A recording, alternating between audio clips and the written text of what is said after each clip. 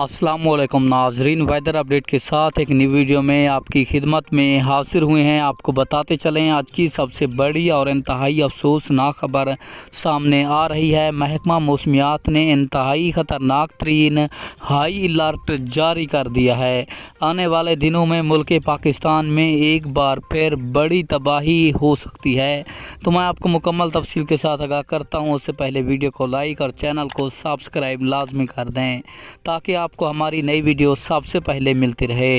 तफसीलात के मुताबिक मुल्क पाकिस्तान में 14 अगस्त के बाद शदीद और ख़तरनाक तरीन गर्मी की लहर में इजाफ़ा हो जाएगा, जो कि आजकल सूबा पंजाब के मैदानी इलाकों में शदीद और ख़तरनाक तरीन गर्मी हो रही है।